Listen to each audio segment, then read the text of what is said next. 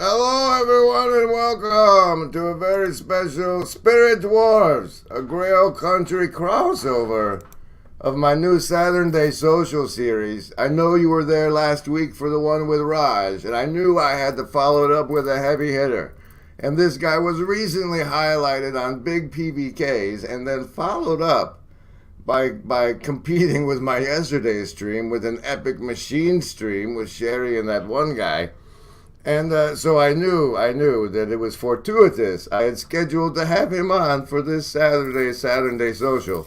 But you are going to need your savings throws, and here to help explain how those work and what they are, Nate from Grail Country. Welcome. Hey, Intro- so a saving throw is a die roll that you make in order to avoid some adverse consequence from magic or some kind of special attack, breath weapon, that kind of thing, in a role playing game. And often you have, in some game versions of the game, you have different saving throws associated with different attributes, which is what Grim is doing with his saving throws. So it reduces the damage that you're going to take from whatever is incoming, or sometimes avoids it altogether, depending.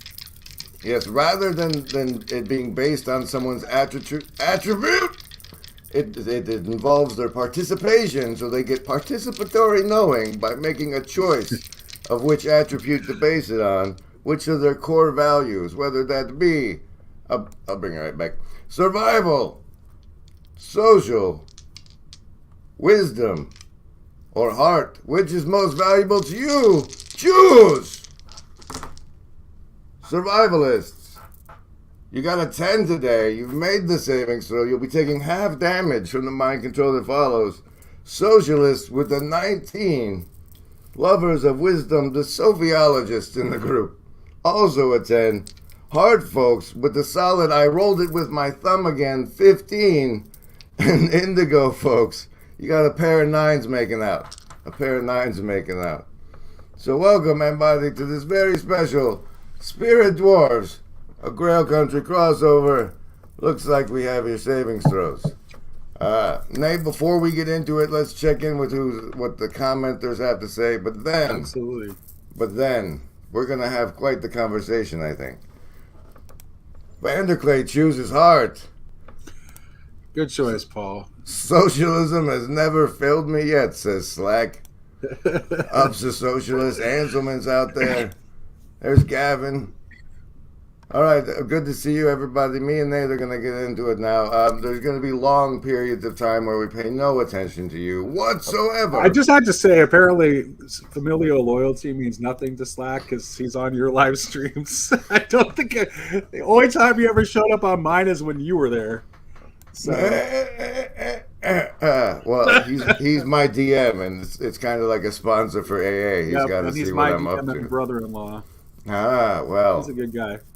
He's so, a commie, though. Since you have the gaming experience and the knowledge, let me put it to you as if we're playing. Okay. Okay. All right. The settings for what's happening here is there's this. Essentially, instead of looking into our devices, it's astral projecting. And we are astral projecting into this C realm, this information C realm. And the channels upon which live streams appear and such, like we're on the discords or submarines that we operate from. And then we surface, an episode like this is us surfacing of the ship. And so you're a ship captain of Grail Country, and you have the Discord, and I am the Grim Grizz one. And these ships have all come around in a flotilla that has been colloquially called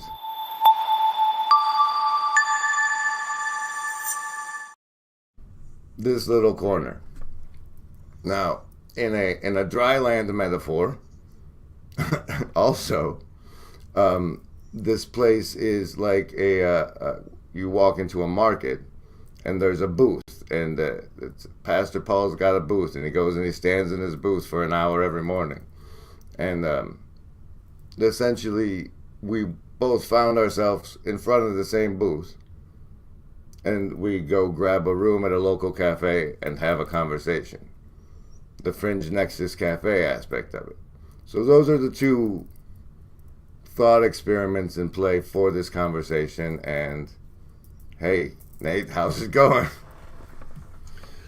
No, I like those metaphors. The first thing your land metaphor, for whatever reason, I don't know why my mind went here, but I thought to like when I was more active in my barbecue catering operation, I did a mushroom festival, and we did barbecued fried rice was the thing that we did, and we had to have like 5,000 servings of barbecued fried rice for this festival, and it was a competition, and all the vendors were in competition with each other, but the interactions between all the vendors were so positive. Like it was a real sense of fraternity. So even because I mean, in that environment, like the festival, there it's not like there's plenty of customers for everybody. So it's not like, you know what I'm saying.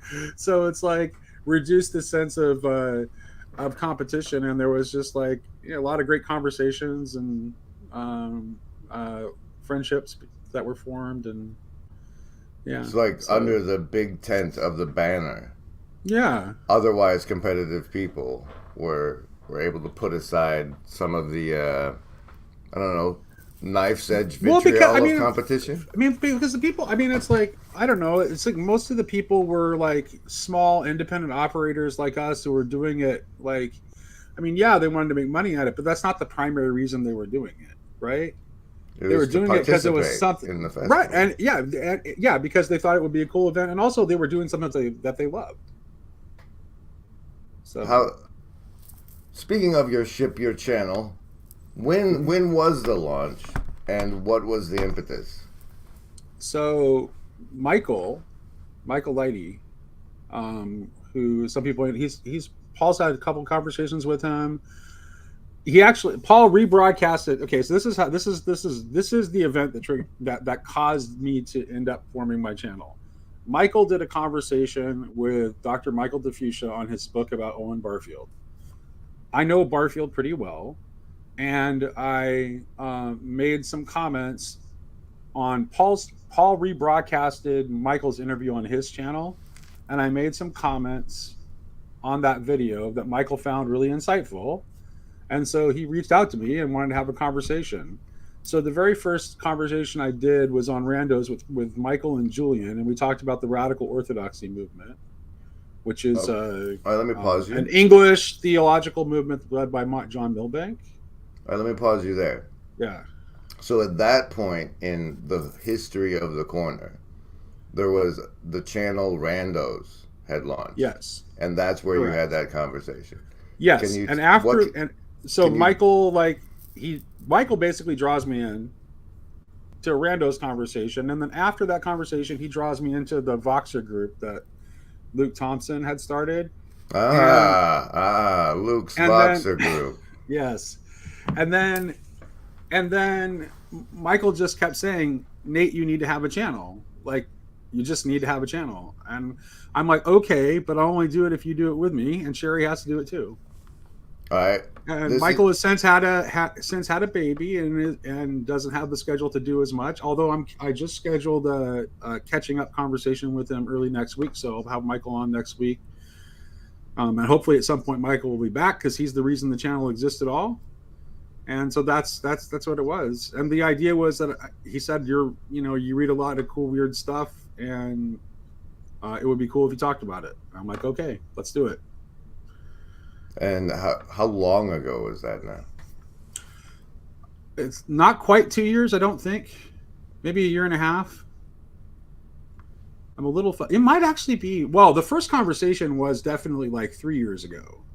But it took a while for him to talk me into actually starting a channel.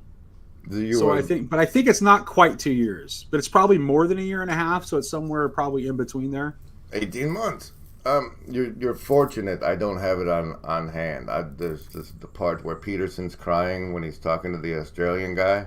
Mm-hmm. They need so little encouragement. because like Michael's little encouragement, and now you have a channel.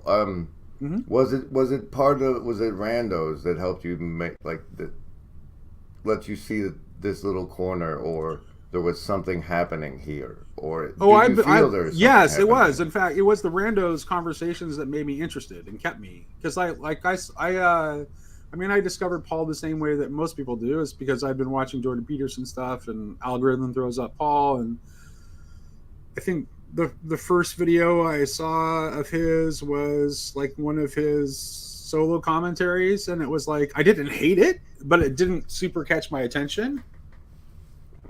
But then I happened to, and I ignored it for a while, and then I was thrown one of the randos conversations, and then I was like, wait a minute, what is this? What is he doing? This So is the interesting. algorithm fed I you want a to pay attention. randos. I want to pay attention to this guy because of what he's doing. Because I had for a long time, for years and years and years, I had this strong feeling that for whatever reason, our culture is really, really bad at maximizing its potential, and that we have a lot of wasted genius. And part of the reason that I have that view is that I just happen to have a friend group that is composed of Wasted really genius. fucking smart people that aren't necessarily super successful, and that haven't really accomplished anything by the way we normally measure these things. But they have all kinds of things that they could give the world if the opportunity were there for them to do it. But are you saying that all these people aren't members of a secret agency? No. I mean, that's in my... There is no agency? Remember, Embody. There is no agency. We want what's best.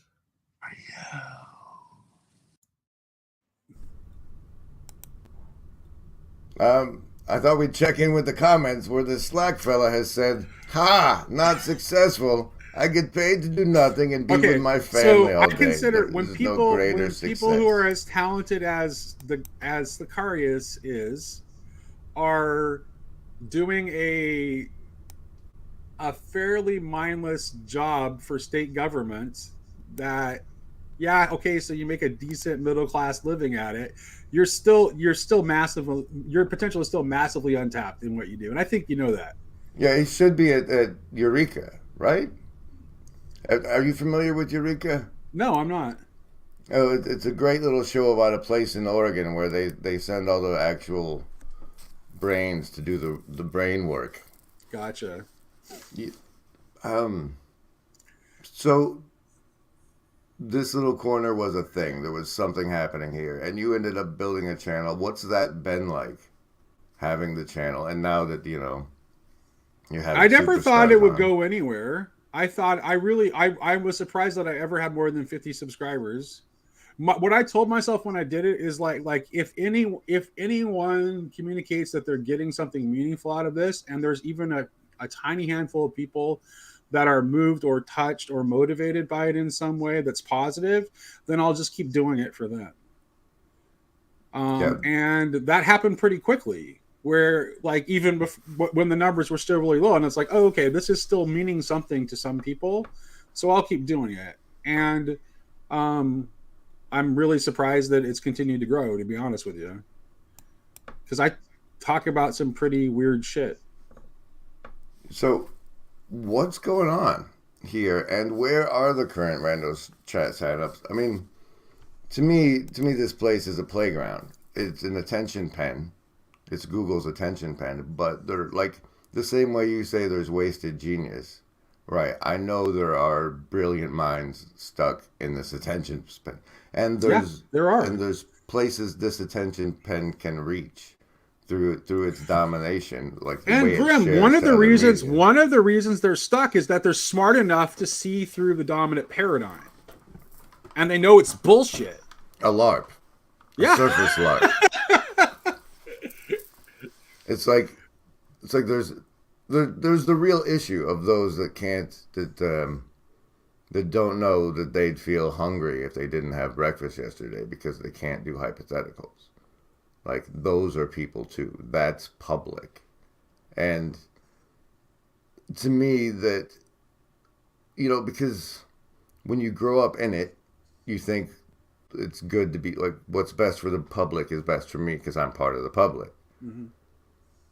But I think there's a difference between citizen and public that we've lost, and that those who should be citizens have felt that it's okay to just be public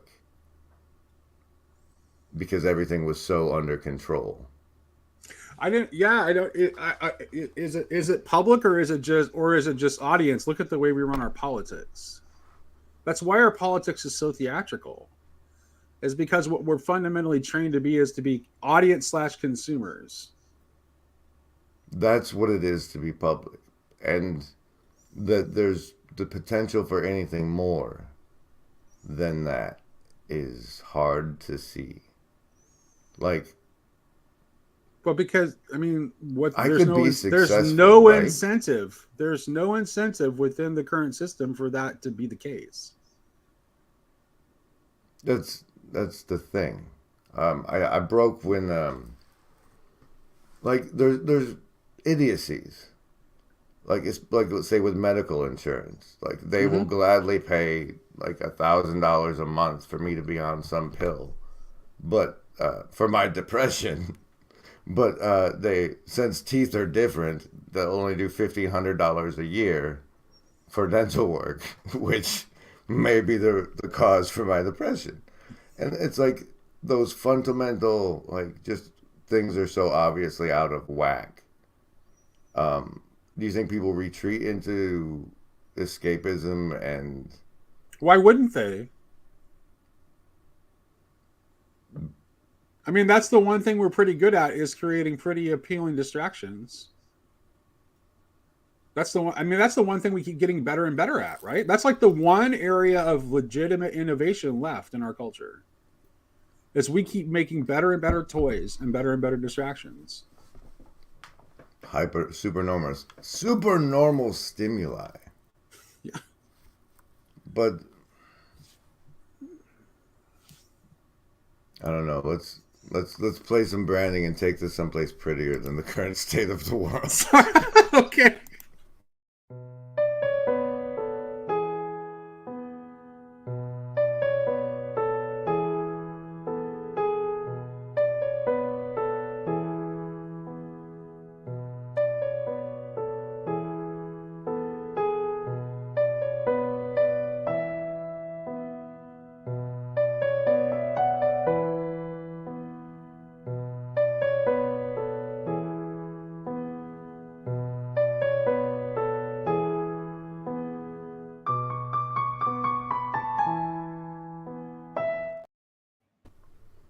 Dungeon Master epistemology. What does that phrase evoke from you? Dungeon Master epistemology. I would say that a good dungeon master has a position of ignorance, just like their players, and is playing the game to find out what happens. All right, unpack that, because it's so far off of what I was asking for. I'm going to have to come at it from a different Sorry, but this is when you combine Dungeon Master and epistemology, that's where my brain goes, because it's like, okay, epistemology is about knowing, and I know what DMing is, and so what is the proper epistemological stance for a DM? And this might trigger certain friends of ours, but I would say that actually a learned ignorance is the proper state for a good DM, because players that want at least the illusion of agency, and I think they actually, I mean, it's better if they have actual agency in the game, and their actions matter, and you don't know as the DM what's going to happen any more than they do, and you're playing to find out what happens, and you should be rooting for them. You should be rooting for the players. That doesn't mean that but you have to be fair in terms of with the hand of fate, or your game's going to be boring and stupid. Okay, Now, that was an inversion of what I wanted. You took like what whatever a DM should have to be a better DM. My angle is that as DMs, we have a lens on our ways of knowing that the public doesn't. The public doesn't make themselves play like villains to their players. Oh, I got you. I see what you're saying. I would say that's more perspectival, though. Well, isn't most But that's so DMs have to be flexible in their perspective, perspectival knowing, right? Because you have to be able to think. You have to be able to think like, okay, what are the motivations of this villain? Mm-hmm. What do they want and why do they want it? You've created worlds in your head, for people to play around in, because you've spent that much time looking at the way worlds are which created. Means playing around with different perspectives. Okay. Like otherwise you can't build a world, right? Or not a good one. If you have a world that doesn't have different perspectives reflected in it, it's going to be a pretty terrible world. Okay, now take this part of the conversation and put it over here. Mm-hmm. And bring in from over here the paradigm we were discussing before. Speak about that again. Okay. The way our current paradigm as So I would So actually, I think here's the thing. D&D is actually a really good example of what we were talking about before we started recording, because we'll say what you said before we recorded. I'm getting there, but okay. I'm going to actually try to illustrate it with a concrete example for you, okay? Oh, thank you. Before the advent of D&D live streaming on the internet, it was basically impossible to read the rule books of early versions of D&D and say, oh, okay, I understood this game in the way that I understand Monopoly, and now I can go play it and teach it. No, you had to be initiated, because it was not the thing that you could learn by just looking at a set of propositions or procedures on paper. You only learn D&D through participation. Rolling the dice yourself. You learn how to be a D&D player. And I would say, like all participatory knowing, it is an expression of love. Okay, but what we were talking about before that I'd like to bring in is how we've the value of propositional knowing has top of the hierarchy in the current paradigm. Mm-hmm. Yeah. So I squeezed it out of him before the show started, guys. I can't get it out again. Yeah, so that's like an example of so I think you can see this in bad D&D games, right? You can see this in like badly run D&D games where it's just where there's that lack of fluidity and spontaneity, and the DM just tries to stick to like a preset script and railroad the players into what they've predetermined. It's like the kind of people who like want to be fantasy writers or something and think that they can run a good D&D game because they have a good idea for or usually it's a shitty idea for a fantasy story. But let's say even for a moment, even if it's a good story, if you try to force the players in a game to be the characters in your story instead of being the characters that they want to play, it's going to be a really shitty game. And what's specifically lacking is participation. You're trying to enforce a structure on them that you're dictating. Okay. Take it this way.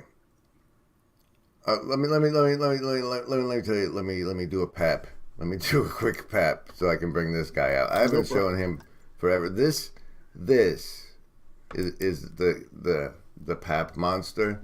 Okay. He's what the AI gave me when I asked for a candy cane speculum monster, and and and and the PAP is a reference to the past authoring program. So whenever I share a piece of my past, it's like I'm doing part of the PAP.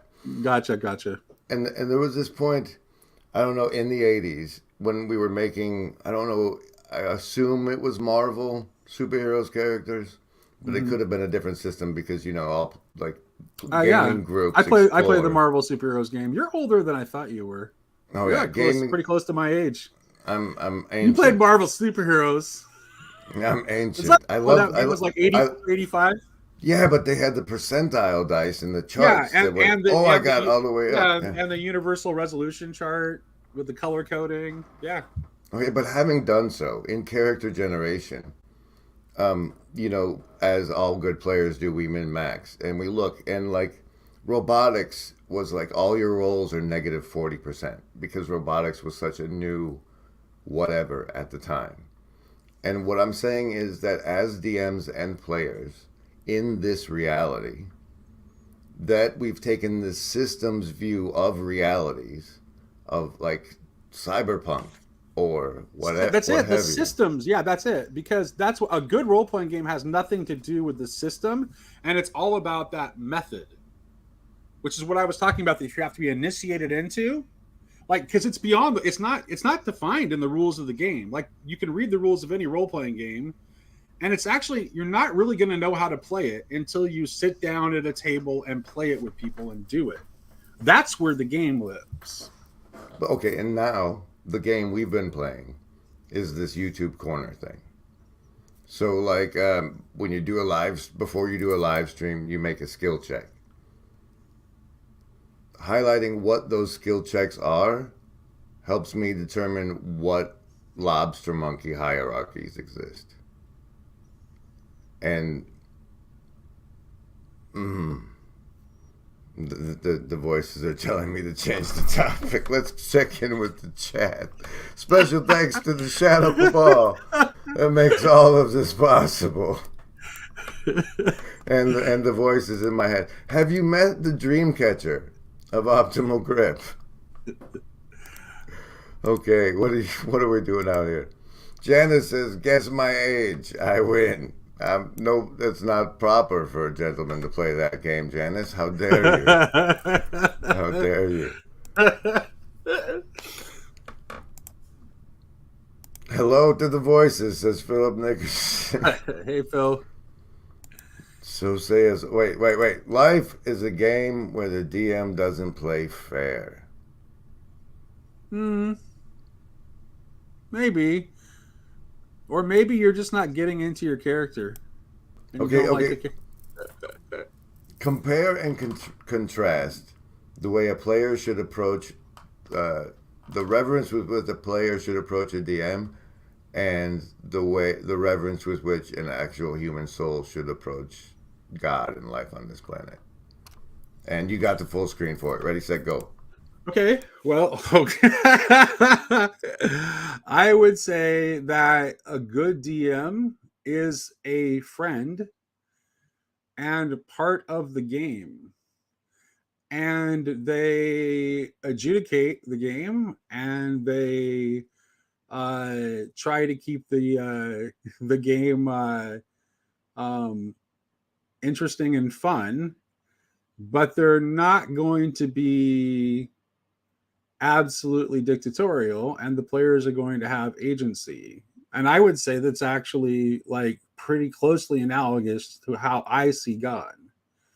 I don't see God as an authoritarian dictator in the sky.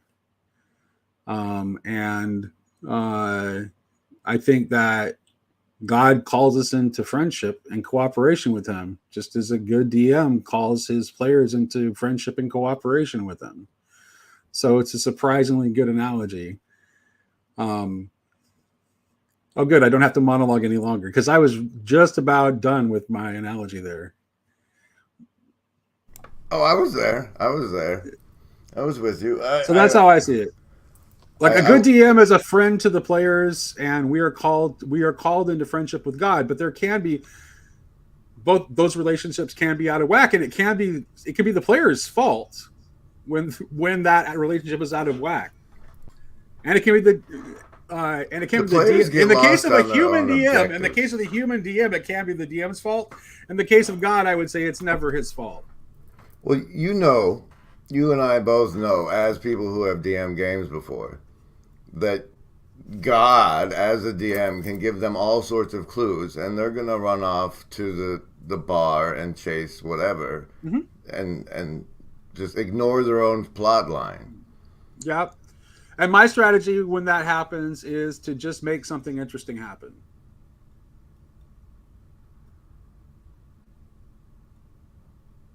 Good. Unless they're having fun with what they're doing, in which case I just let them continue to do it. If they're having a blast, it's like, hey, that's great. Let's let them do it. But if the game is actually like bogging down and the pacing is off, then I'll just have something happen. So it's like they're in the tavern sidetracking or whatever, then some thugs that work for the big bad evil guy will come into the tavern and attack them. To force them into action and to do something about it. A catalyst. So what do you think is happening with this circle of channels on this attention farm? Oh, that's a fantastic question. I am not sure. I'm not sure, but I like it. Is that a fair answer? I don't really. I know that it's. Here's what I think. Let me try to tie it into the conversation that we had yesterday about the machine on my channel. I think it is an attempt to subvert the machine. It's a subversion strategy because we're out here, we're on the internet, and I think that most of what is on the internet is not intended for our good. But I think that everyone in this corner, intends to use this technology for the good, to bring people together, to form communities of love. I think and I don't know that you need it. I don't know that it needs a purpose beyond that. Isn't that good enough? Well, to not use the toys. I mean, no, I don't think that. Okay, so I don't know that to not use the toys meaning, like what? Like we're here, we've built this community of love. Let's use why not agency? Why not increase each other's capacity of care? Yeah. Why not hey, I've noticed most of the food is poison. What do you eat that's clean? Gotcha. Yeah. How do you grow stuff in your backyard? Now that we are talking to each other, because if there is a subversion of the intent is to understand that having a nice Rolex is one of the most important status markers a man can have in today's day and age. Please visit our sponsors. And to make communion, to have that's why the communion, the noble goal of Professor Paul Vanderklay, is to encourage the conversations in the flesh as much. That's what but communion is simply what reality is. If you're not, and take that for what you will, but that's what reality is. If you are living out of communion, then you are not in touch with the real. I don't know. It's not deep. Hold on. I'm looking for something. Are you aware that there's a guy called John Vervaeke who was on this channel one time? He's been on my channel too. What? Tell us about that. What have you had John Vervaeke on? I had him on twice. I had him on once to talk with Michael Martin about Goethe's approach to science. That was your first getting him to talk to some other guy. Yeah. And it's always some other guy with me because I'm usually trying. A lot of what I do is trying to put people into conversation that I think should talk to each other. that you think should talk to each other. Yeah. That I think could have interesting conversations that would be meaningful. Yeah. Like people that I think would be, hey, these two, and and then I put him in a conversation with Jordan Daniel Wood, and Sam was there for that one too. That one's actually fascinating. As far as this corner is a flotilla of ships, you went and brought in, like, you Grail quested out from the Camelot of the flotilla and brought in something. What's that like? Like, what is that? Do you think that increases your status as a captain? Was it an achievement unlocked? What is it? The side? I just like Jordan, and I had this sense that Jordan would get what we're doing, because I don't do that with every academic that I interview on my channel, and they've all expressed to me that they've had a good time and would like to be back. And Jordan and Chris Green are the only ones that I've actually had back again for a follow-up conversation. Not that I mean, I would like to talk to the rest of them again too, but you know, there's only so much time in life. Wait a minute. I got this Anselman, this flotilla of ships and this navel gazing. You get to be Anselman here, Anselman. This is a game we're all playing together. I don't know who the DM is, right? Well, this actually, you know, Anselman just said there, the navel gazing comment. It's like, this is actually what I was talking about before, in a sort of very, very abstract way. But there are people who fear that the looking within is diabolical. And there are other people who feel that the only way that you can ever make connection to God is by looking within. So there's no bringing those things together. Interesting. I don't know that I've heard the first side of that, but the thing that I was triggered to bring up, I have found, and it is here. Let me come on. This mouse and me. This mouse and I have a very special relationship. Non-propositional understanding of dialectic. We went through that very carefully, and we came to the bold, but I think ultimately plausible proposal that reality itself is dialectic into dialogos. Damn. Isn't that kind of what you just said? Yeah, it's actually, my thought has been, it's interesting that John had not been talking like that prior to this After Socrates series, not in those precise terms. But I actually... well, that would be good to show that, like, someone's opinions can evolve and change as they go along. No, that wasn't a critique. I just but I immediately caught it because my own thought had been going in the same direction. Like the structure of reality is dialogical. Truth is dialogical. And dialogical truth is dialogical. Tell that to somebody at Walmart, bro. Come on. I have more faith in the people at Walmart than you do, I think. Why? If they give me a glazed look, then I can explain it. But they might understand it that way. I used to work at Walmart. I just assume that there's a glazed look from people in the audience when you say things like phrases I can't remember because they had such big words in them. But oh my God, Grim, stop play acting. You know these words. Why is this Grim so passive, aggressive, and condescending? It feels like he's trying to play a game with you. That's okay. It's a nice game. He's a good guy. No, but why? Why am I doing it? You're trying to get more out of me. You're doing it with good intentions. You're trying to get me to articulate what I'm saying more clearly so that a broader range of people could understand it. I'm trying to get you in character. Character. Right, like this whole flotilla thing I'm spinning for you, this metaphor. You're the captain of Grail Country. I'm the captain of the Grim Grizz. Virtually not alone. Ah. We're providing our captain. Like, this is what it's like to be on these ships with these pirates.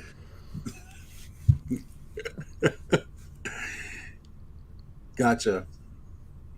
So, like, where are you pointing your Grail Country ship at this point? I called it Grail Country.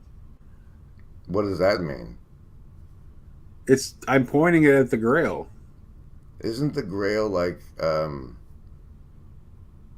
how like lady parts really? The sacredness of the womb when you boil it down? I would say that the Grail is absolutely associated with the divine feminine, and so is the human soul. Ooh, do some of that. Do the human soul is associated with the divine feminine. We are feminine in relationship to God. We are, we're the bride. We're the bride.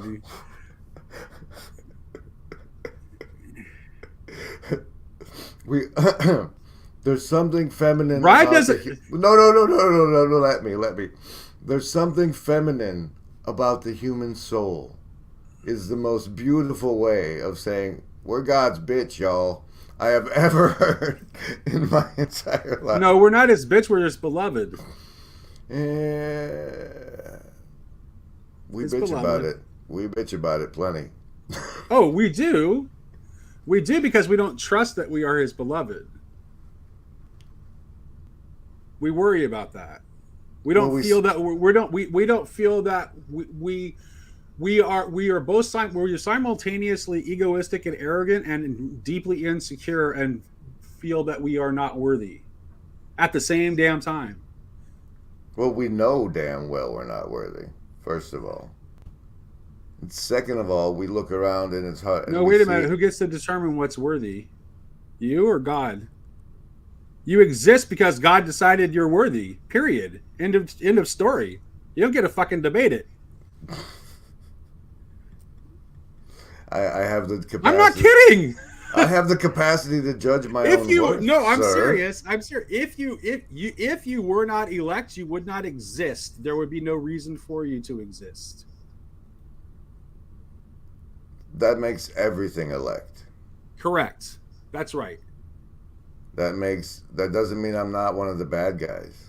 No. That's the illusion. That's a role that you can choose to play, but it's not what you are. So stop playing it. Well, let's spike the views. Like, let's take the case instead of me of Hitler. No, when I was saying you, Graham, I did not mean you directly. I hope you didn't take it that way. Oh, I mean personally. anyone who finds themselves like, for whatever reason, deciding that they want to inherit, that they want to play the role of the bad guy. That is what I'm saying. Let's take the case of Hitler. What about Hitler? Didn't he need to be the bad guy? Did he need to be the bad guy? Didn't have to be the bad guy. But there He needed chose to be a to bad play guy, that right? role. How much was that his choice? How much was that divine providence? How much was he following the script? Yeah, script. Remember what I said about the DM earlier? There's no fucking script, dude. There's all sorts. We script our lives. We author our lives. We authoring it is different than it being authored by fate. Groups coalesce and author like. We surrender. Plans. Yes, we choose to surrender. We choose to surrender parts of our agency.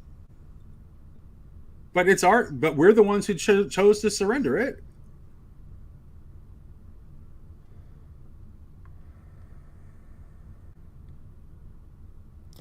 There is a choice point, but there's so much.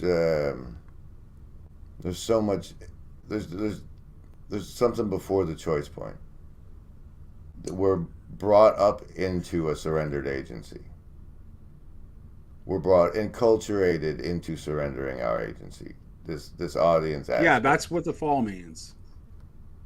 What the fall means.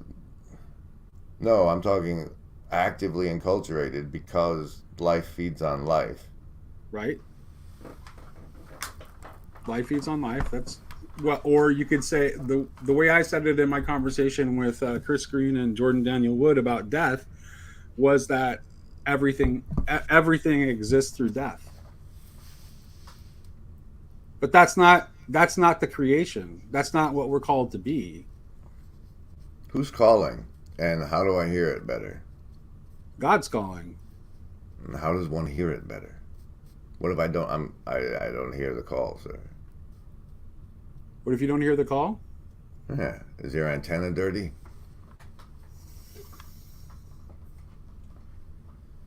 I mean, I've been in play. I mean, I've not heard the call for good chunks of my life, and I don't. Could I define to you what the difference is between like being able to hear it and not being able to hear it, and being able to see it and not being able to see it? You can tell me a story of a time you did hear the call, and you know you heard the call. If you have one. Yeah, every time I pray my rosary in the morning. What's it feel like to hear it? What's it feel like?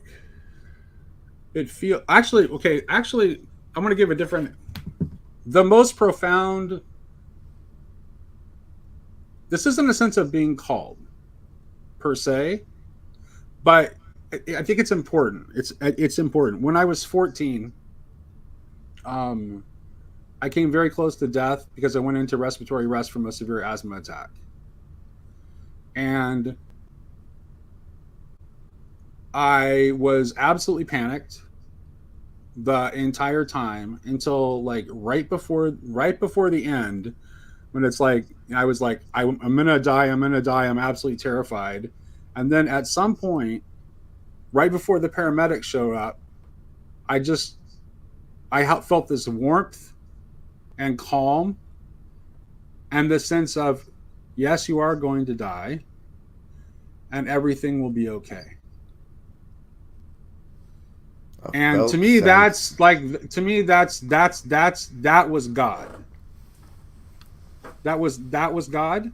And even though I didn't die, I mean, the paramedics arrived and my life was, at some point, what God said to me, you are going to die and it will be okay, was true. I didn't die at that moment, but at some point I am going to die. Death is inevitable, right? Even Jesus dies. The Christian story is resurrection, which necessarily requires death. Otherwise, what are you talking about? There's no resurrection without death. So, that sense of peace, that is the place that I connect to when I pray. That I screw up a bunch of things, I make a mess of my life. I don't get everything right. I try the best I can, and then I enter into prayer, and I enter into that peace, that place of peace and connection to God. That Om. And I don't know, yeah, sure. I mean, Om. I think that. There's a difference between the way that God is viewed in the East and the God is viewed in the West, but ultimately, the God that people are trying to connect to is the same. It's the same. It's the same source. It's the same hiding in your heart the whole time. Yeah. Right. Yes. That's why I said, you can't, if you don't, you have to look. What Eckhart says that, even Augustine talks about how the absolute intimacy of God in relation to the human spirit. And this is just you can't avoid looking inward. I think there's a tendency, the exoteric has its job and its role. That is the outward religious expressions, right? the religious institutions, the exoteric traditions, they all have their function and they're important. But if they actually are dead without some sort of esoteric interiority.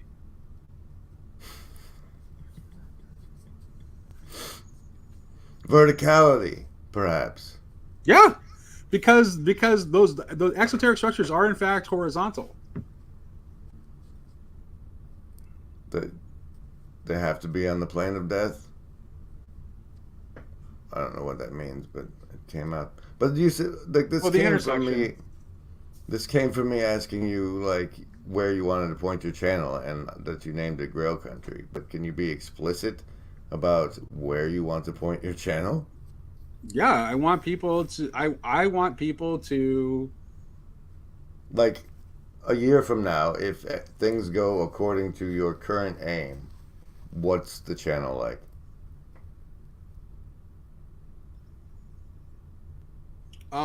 I want to have. So I had a while back, I met with a 75-year-old woman who was originally from Virginia, who had several mystical experiences in her life that she'd never told anybody about. And she reached out to me through the Grail Country email, and we set up an in-person meeting, and I talked to her for like probably 6 hours total. Like we met in the afternoon, and then she got tired, and then my wife and I went to dinner, and then we talked to her again after dinner. So probably somewhere around 6 hours of total conversation. And the one thing I really, really want to start doing more of in Grail Country is giving people a place to talk about their direct experiences of God, their mystical experiences of God, and to feel like it's a place where they don't have to worry about being mocked or feeling ashamed about it. Are you going to disable the comments? Why would they not have to worry about being mocked? Well, I'm probably not gonna disable the comments. That's not what I was thinking. And just like knowing that the host is not the host. I mean, Sherry and I aren't going to. People that are moved to share their experience can know that we're people that are safe to talk to about it, and that we won't make fun of them, or question them, or interrogate them, or anything like that. So that's what I really want to do. I really want to do more of that, but I kind of have to wait for people to start contacting me like this woman did, and she didn't want to be on YouTube. Right. She just wanted to tell me her story privately, and part of her thing was that like, and the reason she reached out to me in particular is that, and to my channel in particular, is that part of like her vision is that like in 1973 she had this vision where like God told her that at some point in her life that she would be involved with knights on a Grail quest. And she discovered my channel, and she's like, oh, this is it. This is happening. And that actually is what Grail Country is doing. I'm trying to send knights out on a Grail quest. But the Grail quest is in here. It's right in here. If you are the Grail Castle and the Grail Knight, both. And so what does one quest for? And how does that relate to character? You quest for your connection to God. You quest to discover your deep abiding friendship with God. Hey, we got a Tinder chat. We've scored a chat bot. This is a new peak. Oh wow! A new peak in the comments. We have a chat bot. You want to let some people in and see what happens? Sure, absolutely. All right. Well, let me see. I have to open this in YouTube, and where is that? Here it is. And then kill the echo before it happens. Aha! And then paste the invitation from StreamYards into over here. Dun, dun, dun, dun, dun. Who's brave enough? You do have to have your camera on. I like Paul's new rule. Yeah, you have to be at least that cool. Unless you're me and I recognize your voice, and because you're a superstar, we'll let you get away with it. But there's the link, Embody. Come on in. We'll let some other people harass Grail Country and I. Chris could do it. He says you have to penetrate the divine feminine to get to the Grail. Phil says I'm curious. What do you think? Did you have to penetrate the divine feminine to get to the Grail, or was he just being crass? Well, I think he was. I think he was. There's not. That's a both and. I think there. So it's like he realized it was a funny play on words, which I certainly appreciate. And I think at the same time, behind that play on words, that he's pointing towards something. And I would say so. Part of the chivalric model itself is about the feminine to let you penetrate her. Well, it's about the chivalric model is about the unity of masculinity and femininity within the male. Like that's why you have that's why it's important for knights to do all of these courtly pursuits. It's like to be in touch with the feminine aspect of themselves, so that it makes them not just savage brutes. But ultimately, this is a symbol for the alchemical marriage. It's the marriage of spirit and soul. Meanwhile, we got husband, father, and Gavin Palmer saying hello. Do you have anything you wanted to ask or add, Gavin? Hey, Nate. What ended up being the answer to yesterday's quest? Well, I thought we came at the moment I thought we were arriving at a fairly consensus answer. Jacob had a strong objection. So I think we left it. I think I would still posit the answer that I did during the stream, which is that the strategy is to create communities of love. Yeah. But Jacob thinks that's idolatry. So. Well, different understandings of the word love. I think that's what came out of it. That is what came out. Do I spank my children? Do I discipline them? Right.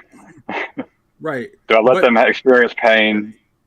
Do I let them go free and go make mistakes? But I think when Tyler says love, or when I say love, we mean something closer to what John Vervaeke means when he says love.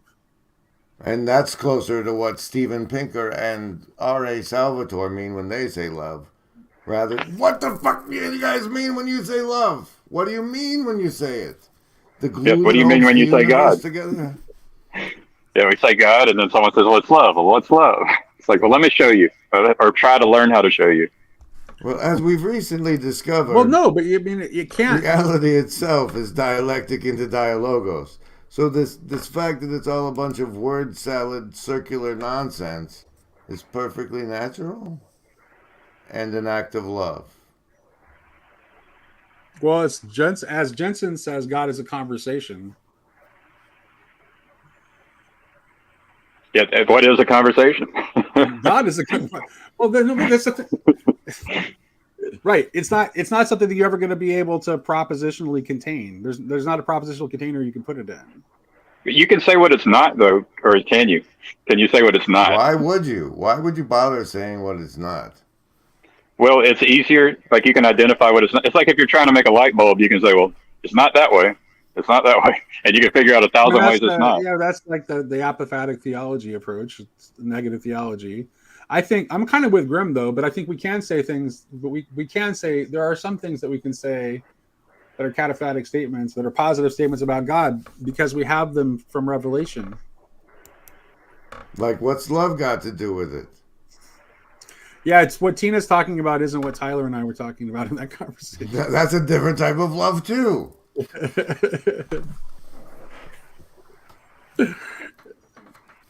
So. I need to watch one of those D&D games that you guys do. We don't. Do you post those on? Do you share those at all? No, we don't stream them. Private. Hey, Slack, can we stream one of the D&D games? No. The first thing that's got to be the first gaming we're going to stream is going to be the Deadlands one. You can play if you want, Gavin. Okay. I was young I played D&D one time with someone who was an inexperienced dungeon master. So I'll bring that if I end up showing up. But it's definitely interesting. I'm curious about it. It's a weird Western role-playing game. And oddly enough, like Western themed games have been around since the invention of role-playing. There was actually a game that existed within like the Dave Arneson, Gary Gygax community called Brownstone that was sort of a proto-Western role-playing game in 1970, so 4 years before the publication of D&D.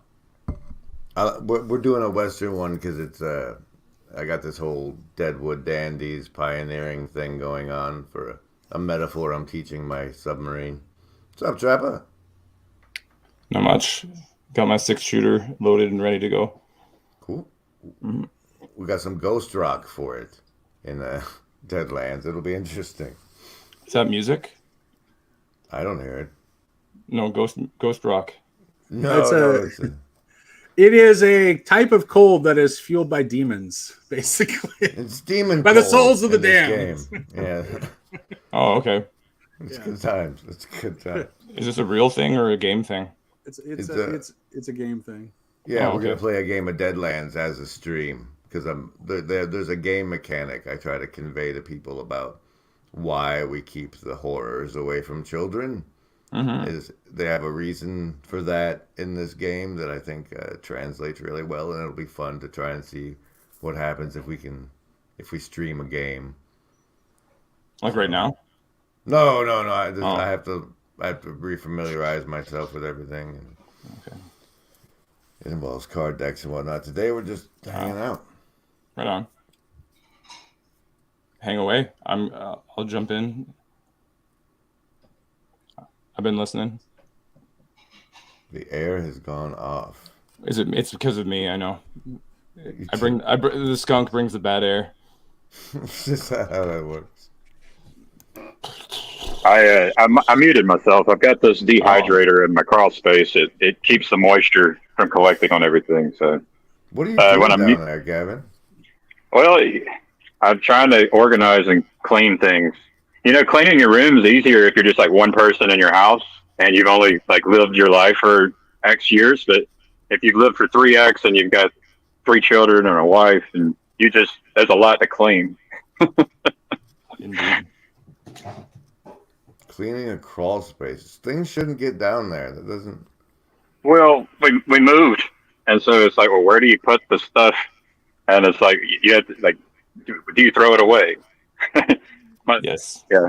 Yes, you do. I started out listing out my rules for how to organize my stuff, my possessions that possess me. Yeah, for real. Tyler warned me. I mean, not that Tyler, the other one. Nate, how do you feel about this whole like letting people pop in on live streams and these chat roulette live stream conversations that seem to be a fad in our flotilla? I think it's good. I think I like getting to hear from different people and different perspectives, so I like it. It's nice to be able to like communicate, and also when it's on your channel, like it's good to be able to communicate with your audience like directly like this, other than just through. I mean, I think it's an improvement over like, you know, the Q&A kind of thing, because it's more. I don't know. It's more level. It's more participatory. It's like you're just hanging out with them. It's less performative. Yeah, exactly. Less performative. Yeah. I think so. I think it's very good. There's this. I think it's a status indicator because like there's a level at which a channel or a person wouldn't do it. Like there's no way Pacho or Viveki would. Right. You know. Yeah, but they're uptight. But they should. It's a mistake that they don't. I say that without even the slightest reservation. They need a good moderator staff. Yeah, I was going to say that. They need help. They need help. They would need help, but they should do. They should find a way to. Troll demons, but it's not impossible. It's not impossible though. They should find a way to do it. I mean, with the millions of dollars. Well, for example, they could afford the green room function that you were talking about with me earlier. Like they could afford a subscription that would allow that, where they could just like have somebody vetting people that chats with them in the green room to make sure that this is an okay person to let on before they're let on. Yeah. Boom, there you go. Problem solved. They could do it. Okay, so narcissistics are commonly thought of as confident and commanding. They are victims scared as hell. Mm-hmm. So, yes, God loves us, but we don't speak with God. We speak with each other and self. I think whether or not we speak with God is a choice, Madam Matt. I speak with him all the time. Whether or not we hear him might be a matter of delusion and I would say that antenna whatever cleaning. he's talking about when he says that we speak with each other and self is the same thing, and he's just caught up in some kind of linguistic paradigm that makes him not want to use the G word. Well, Oh my goodness, look, Sherry said good morning. I don't talk to God like I talk to other people, that's for sure. I hope you should. Should you? Should Well, is such a dangerous word. I mean, I don't know. Then I'd be treating other people like gods, though. Yeah, exactly. Imagine No. that. No, I don't want to do that. People are just people. For the record, the Sikhi god is Eastern, masculine, and beardy. Who's that? That's Raj. He was last week's special guest co-host, Shotgun Fella. Because it sounds like the three of us, really. You think if I put this link over on Grail Country, Sherry will come play? I don't think you need to put it on Grill Country. Gavin got lost in the crawl space, it looks like. You should be able to put it anywhere. Just ask her to come. Hey, Sherry, come play with us. I want to go in the crawl space. Oh, there we go.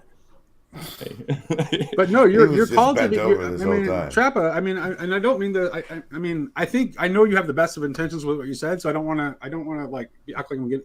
But you're called to be a friend of God. Like that's what you're supposed to be in this life.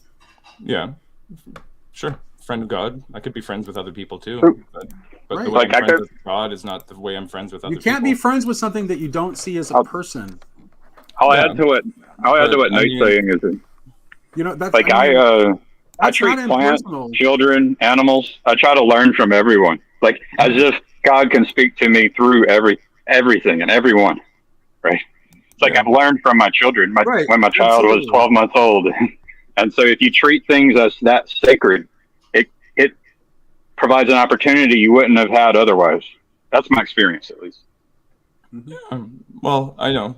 I get what you're saying, but I mean, on a less metaphorical level, I'd say that if God's a person, I'm going to talk to God the way I talk to God, and I'm not going to talk to like my mother the way I talk to God, or my brother the way I talk to God.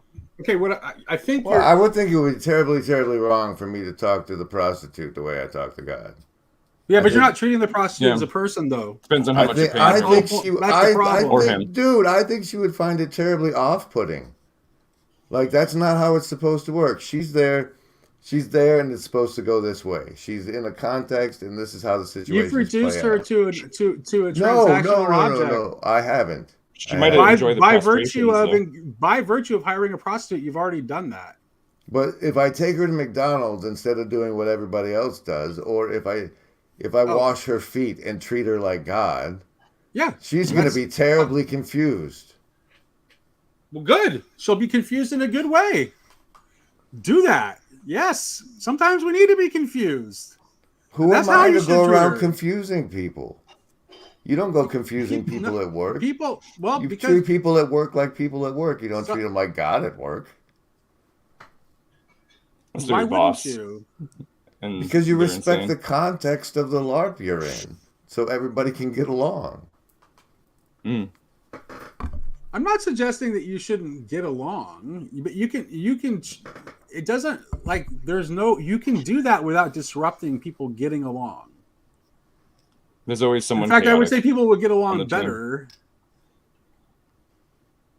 if I you don't were know, viewing every person that you came in contact with as like, holy shit, this is another incarnation of the divine that I should treat as such.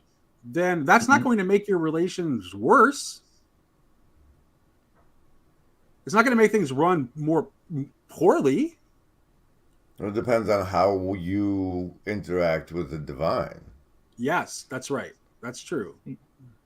Yeah. Like if you talk to God the same way you talk to your brother, That's different than a lot Well, of the we don't ways talk to other each people other, would- but this is exactly why I wanted to get into this. If I told Because my this is family all this my is dark what dirty was secrets, this is what was right about what Trappo was saying, is that he was operating from the standpoint of the way we actually treat each other as the way we ought to treat each other.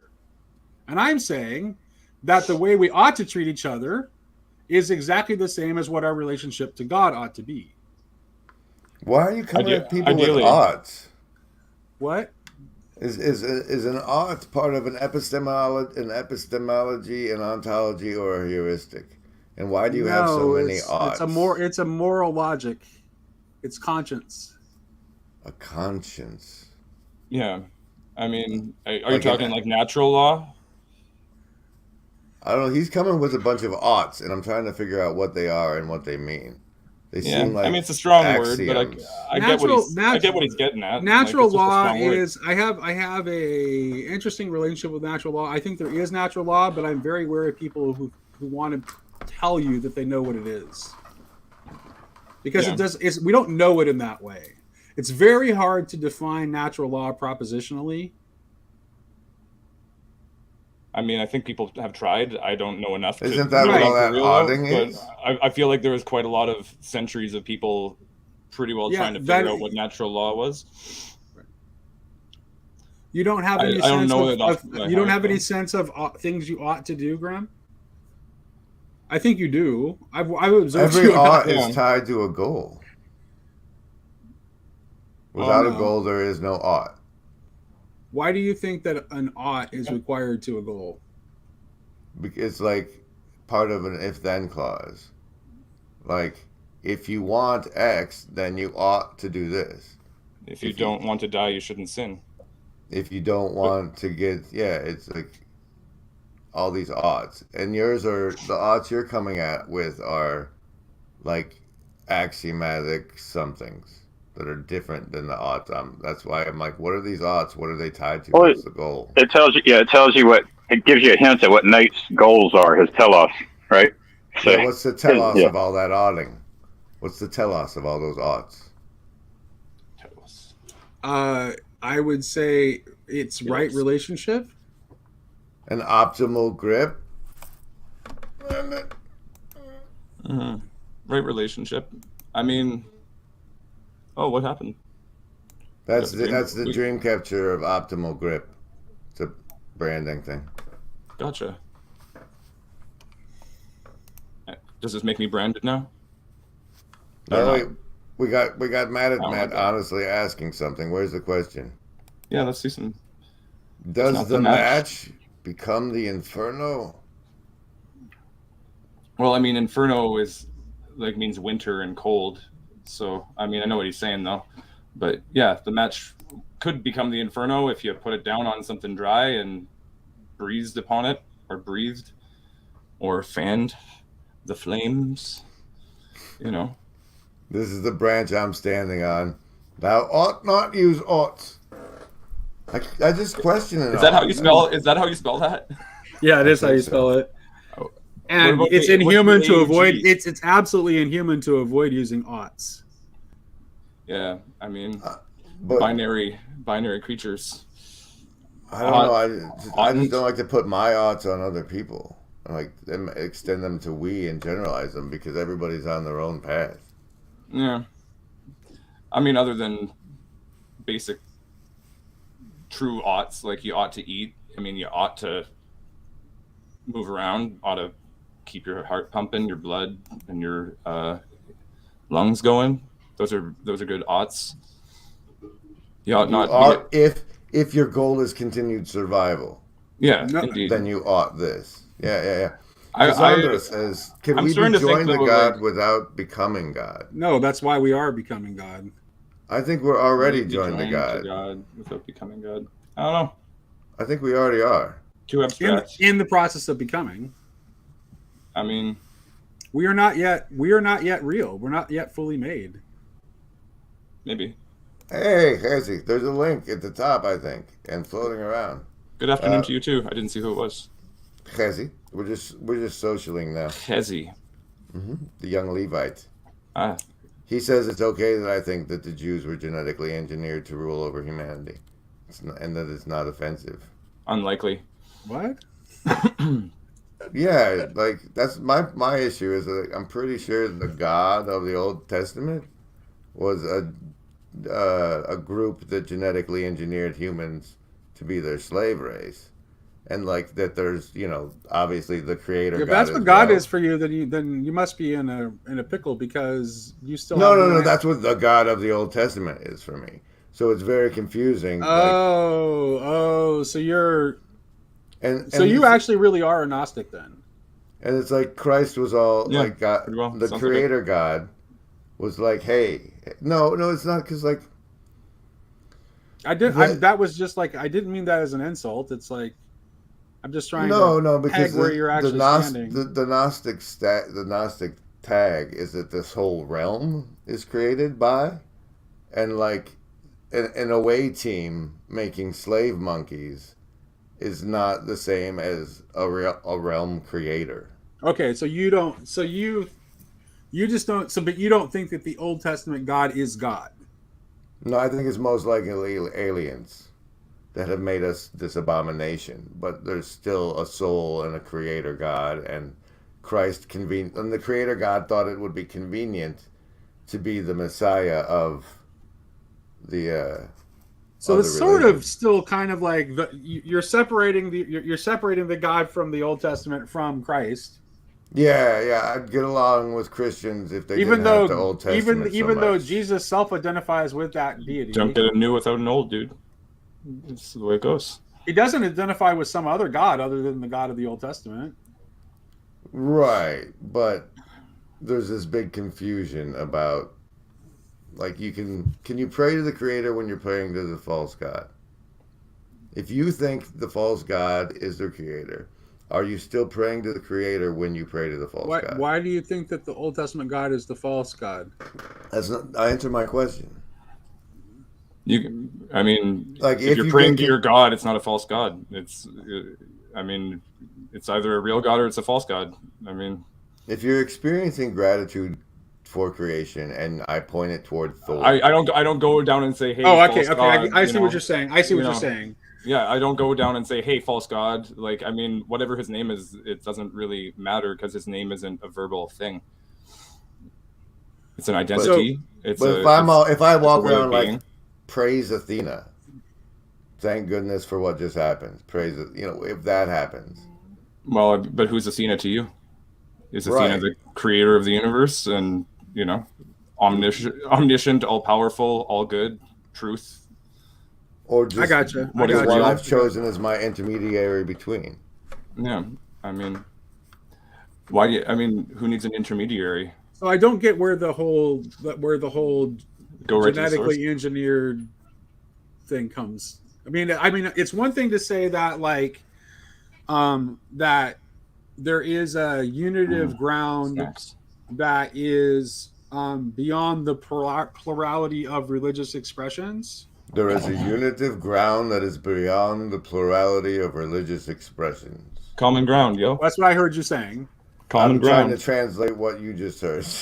There's a common ground. Well, when you were talking about someone worshiping Athena and viewing Athena as the very ground of being, like as having the same attributes that we would associate with God, right? Your suggestion was that they were worshiping the same thing. No. My question to you was, does God still get the worship if the stupid human points it at the wrong place? Well, it's a pretty big mark to miss, dude. I would say that it's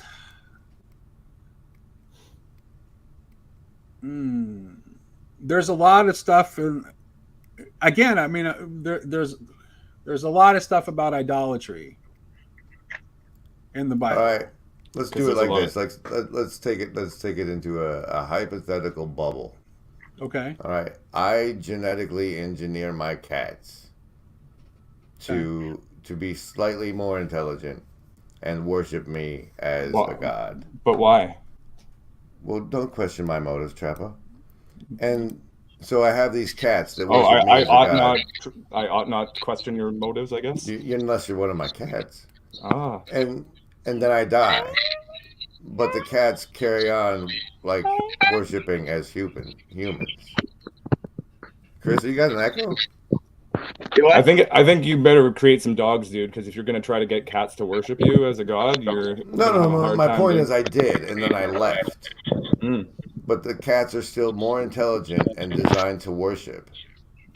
I mean, it all depends on your worldview, dude. If you don't share the worldview like that Christians have, it's going to be like butting up against two sides of a wall, trying to have a conversation. Because if you have a certain type of worldview about this, then some of these questions don't make any sense. You know what I mean? Because not making any sense. I mean, Chris, it's not that they're not good questions. It's just it's going to be hard to answer because if you have an opinion that one side is probably wrong and you already have the right answer because of some knowledge they don't have, then you might not be aware that they might actually have the knowledge that you don't have. It works both ways. What that has to do with my genetically engineered cats at all, dude. The genetically engineered cats is let me see if I can understand what you're saying. It's a strange sort of metaphor because I just don't understand why God would need to genetically engineer things. He doesn't need to engineer anything. He creates things. If he would just but I think what he's saying is, as far as the genetically engineered cats know. Let me know if it's still echoing. That the God that they're worshiping is in fact the creator of the universe that we would say is God proper, and the fact that they are wrong about that doesn't matter because their attention is still directed at the correct conception. Mm-hmm. Even if what they believe represents that is the wrong symbol. Yeah, well, something like that, Graham. Anything material is not going to be the true God, right? Anything that you can point back to a material cause or effect is not going to be the true God. Yeah, we're talking hypotheticals, not the true God. But see, the thing is here's the thing is that your theoretical thing here breaks down because then the very first commandment makes no sense. Because if I were a super powerful alien that wanted the worship of beings that I created because of whatever my motivations were, and I'm not really God, then why the heck would my first commandment be don't make idols? Why would so my hypothesis is like the Sumerian text where it says Enki poured the semen in the womb and created the black-headed people, that mm-hmm. was genetic engineering. Mm-hmm. And you want to take that to questioning why those entities made the commandments they did. You're already presupposing that's right. That's what's happening. No, I'm saying, listen, but I'm granting for a moment. Let's grant for a moment mm-hmm. that your idea is correct, and that let's just broaden it to not just the biblical God of the Hebrews, but like all of the ancient Near Eastern religions were all inspired by ancient aliens, which is basically what your hypothesis is, right? Let's say that's true for a moment. Now, if you compare what the text of the other ancient Near Eastern religions say compared to what the Hebrew Bible says, what the God of the Hebrew Bible is saying doesn't make sense to say if what he is an alien entity who is creating a race for whatever purposes. Whereas in the other ancient Near Eastern religions, human beings seem to have basically been created as a slave race for the gods, which makes total sense for a theory like yours. Those texts coincide and make sense. But what the Hebrew Bible is doing seems like a really strange thing for just some super powerful alien entity to do. What that God does seems to be what only God would do, proper, in the fullest sense. Because of this idols line? Not just because of the idols line, but certainly if I want to just create like, a seed race or something, then a seed. Well, okay. Well, there's a presumption of motive, and The incident Okay, what you're is the motive speaking then? Tell me the motive. Of which? I think this Of is the important. creation? No, for your theory. For your theory, it's actually why the alien entities created this race matters. What is your ought, Grizz, with this statement? Call it the Prometheus temptation. Okay. Like one of the slave race made us to be better slaves because like the monkeys were just not quite smart enough. And we now, made in their image, are at the point where Chinese scientists right. So why the Exodus then? Why'd they leave? Why the Exodus? Yes, that's the last story you'd want to tell if you were that kind of God, if you created us to be a slave race. Why would you stay and not fly away in your spaceship while making Moses hide in the mountain so he didn't get radiation burns from it leaving? So, like, your thing is like this particular race's the Hebrew global management strategy. It was unique enough to imply that it wasn't just another genetic engineering case gone awry, but actually God. Yeah, because that's exactly what I'm because saying. the management strategy is that different. It's a non-management strategy. My goodness, like. Stargate was soft disclosure, Chad.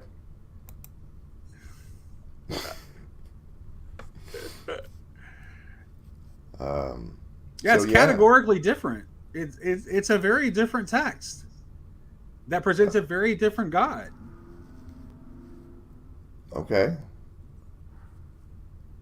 But he left after creating a race to manage the planet by training them how to left. Who do you think he is?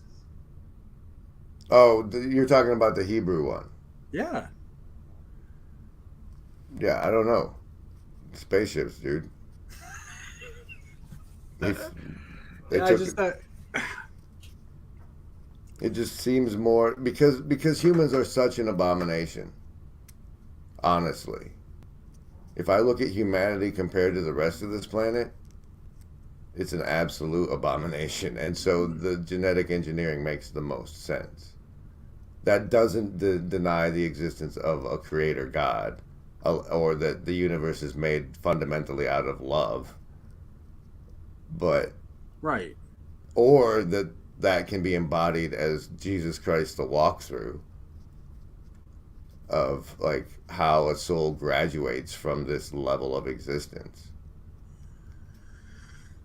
I just don't see, like, to me it's like I don't see why you're wanting to completely disconnect Jesus from the God that he self-identifies with. What's your motivation? Respect Jesus' pronouns, bro. That's how he identifies. That's how he identifies. What's interesting, what I think like could be an interesting thing to bring into the conversation too is, I gotta tell you, something has gone awry with the internet when I'm the most orthodox person in the conversation. Well, we're on the Grim Grizz show.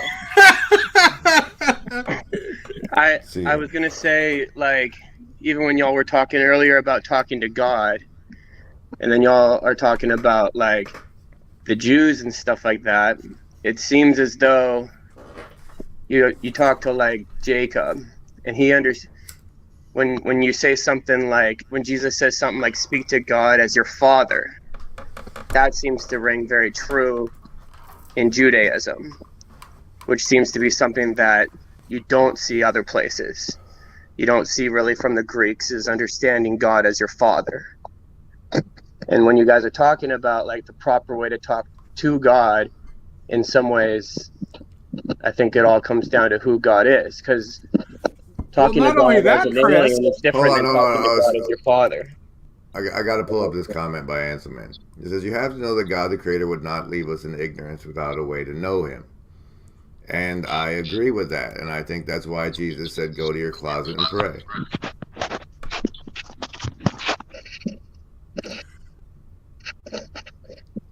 But Even echoes back. I would say that the God who is the liberator of the Exodus does not make much sense for a God who wants a slave race. What do you do with your slave race when you're leaving the planet? If you don't wipe them off the face of the planet. Uh-oh. I've provoked the case. Thank goodness. You're the one that said it wasn't anti-Semitism for me to have this worldview, sir. I mean, I'm just here to confirm that the mothership has contacted me. I wanted to make sure. I gotta set this straight. I gotta throw you off the scent. Exactly. You guys are getting too close to finding out the truth. I believe that. Is it aliens or mushrooms, Chazzy? Which one? When Graham and I were having this conversation, I concurred that I said it wouldn't affect my faith if I found out that there were aliens involved, or anything that doesn't change my relationship with God. That's all I was saying. I was just trying to make sure I wasn't being anti-Semitic, because you get in real trouble around here for that for some reason. No, I'm giving you you're a friend of the Jews. See? You have a badge. I have a badge. I don't take any offense. Oh, look, we're doing a moment. Look at this. Paul Vanderklay's dreams come true.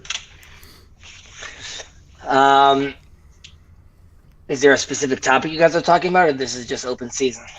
At this point, it's open season. It's open season. I see. So I have to say though, because I did kind of invite this line of inquiry, because I did tell Grim earlier that I was reading this very strange book by a Christian author who was examining the UFO phenomenon and ancient aliens from a Christian point of view. So I might have accidentally planted the seed. It's more likely that psychedelics are involved, and then you would have to bridge the gap between psychedelics and extraterrestrial life.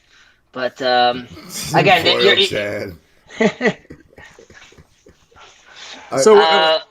yeah. Sorry, go ahead. What is the evidence for psychedelics, Hezzy? The acacia tree, the fact that the high priest goes inside to the Holy of Holies, the whole room has to be full of incense, completely immersed. He has to wait inside that room. So there's some evidence to look at that as some sort of experience that they're playing with. When we recreated the temple experience, it turns out the high priest kept walking out stoned. So what is that? Well, it relates to this weekly portion that we read, which is we're ending the book of Exodus. We finished the book of Exodus, and we were like the crescendo of having the tabernacle built.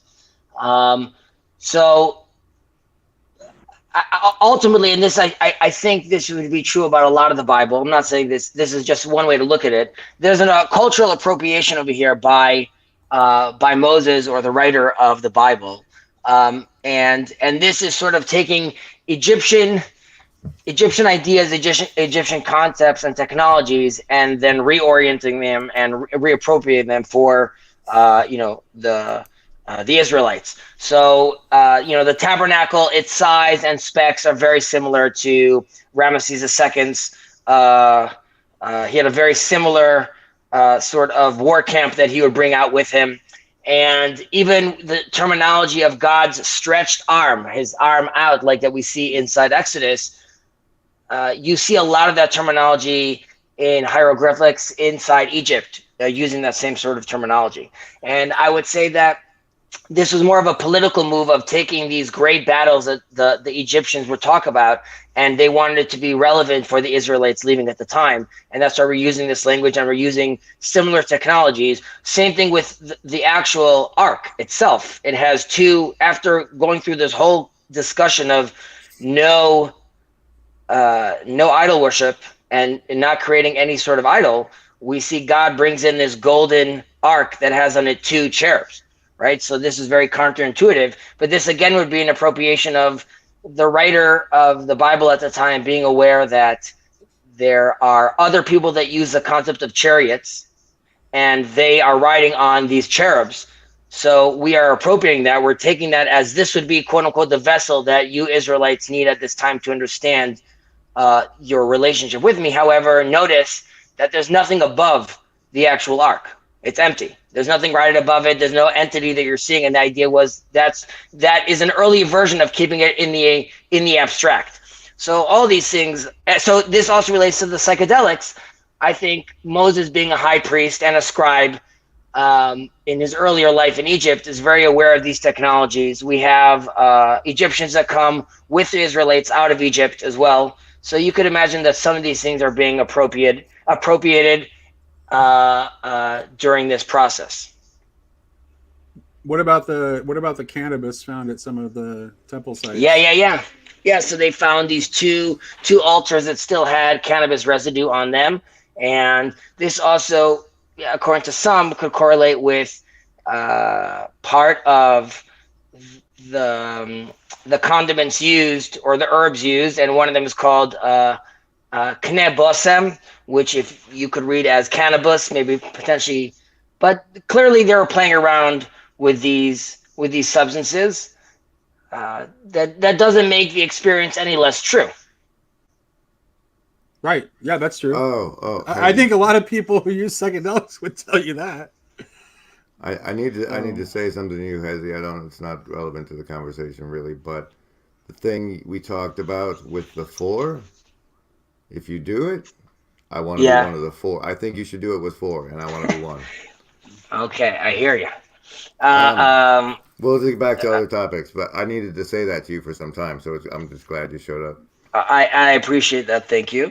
I would also say that in this tabernacle, in this chapter portion that we just read, so God asks Moses, or tells Moses, to build the tabernacle, and then he gives him the details. He starts with the tabernacle and then go down to these actual details. Then Moses goes to Bezalel, the architect, the guy that's building this, and tells him about the details, and then tells him sort of later about the actual tabernacle itself. And then what do you mean by that? What do you mean by he doesn't follow God's order? God says first build the exterior, then he talks about the details in the middle. And then Moses goes to Bezalel and gives him the details, and then later talks about the exterior. But then Bezalel himself, when he comes to build it, goes back to the exterior and then builds the details. But ultimately, after he builds his whole structure, he asks Moses himself to erect it for the first time. And I think we're seeing God give Moses the whole shebang. Moses is coming and saying, for me to explain to you about this whole exterior that we need to build, I first need to explain to you about the actual details, about the values of what we're building over here. I'm taking these lofty abstract ideas I got on Sinai, and I need to break it down into these actual symbols. One is going to be a menorah that you're lighting. One is going to be this gold sink that you're building. So I need to explain to you what these details are. Once Bezalel fully understands these values, he could then go back and build the exterior structure. But the ultimate person that needs to, for the first time, even though Moses isn't the man of action, he has these lofty ideas, he needs an architect to actually build this for him. But on the ground, and this is sort of what we should also expect from our leaders, you come out of this, the prophet comes out of the cave, or the political leader speaks from up high and has these lofty ideas. If we can't have them take these lofty ideas broken down into policy and see how they actually build it on the ground, embody it for the first time, then it doesn't matter. So Bezalel says, I could build all these things for you, Moses, but you're going to be the first one that's going to erect this Lego piece, because let's actually see if all these ideas fully work at the end of the day. And I think it's very important to see that, and this relates to what you constantly say, Grim, about, remember to embody. But we have to take these lofty ideas and we have to see if we could actually on the ground build these things. I like the angle of that. Something I'm thinking about. I like the angle of that the architect knew that he'd need Moses' political gravitas to get it to actually work. Right? It's like, I built this, but you're going to have to be the one that sets it up, bro, because I ain't got the clout. So that's kind of interesting. and the repetition is also important. They constantly, in this last portion, they constantly going over and over all the details, how many screws, how many pieces are going through here. And to me, it's sort of a redemption of the slavery, so to speak, because there we see there's a repetition of building, of slaves, a slave mentality of constantly being told what to do and build, and that repetition you could sure was sort of breaking their soul in a certain extent. However, now when they're oriented properly, and again they're going to build a structure, but this time the repetition is coming from a proper orientation. So it's still, the details are very important. The Egyptians were master builders. This is again a culture that Moses is sort of bringing in, saying it is very important to build through a certain hierarchy. However, the orientation needs to be proper. And only if built properly can God's presence completely engulf and fill the whole tabernacle, where even Moses, the man of God, cannot enter. Because if something is fully full, it's almost a correction of the early retraction of the creation of the world, where there was no room for anything else because God is everywhere. God has to retract himself. But in this moment, when things were built properly by the Israelites, there was a moment when God comes down and fully engulfs, what doesn't engulf, but fully embodies. I don't want to say embodies. The whole tabernacle is full of God, and there's room for nothing else. And that's a moment where there is no room.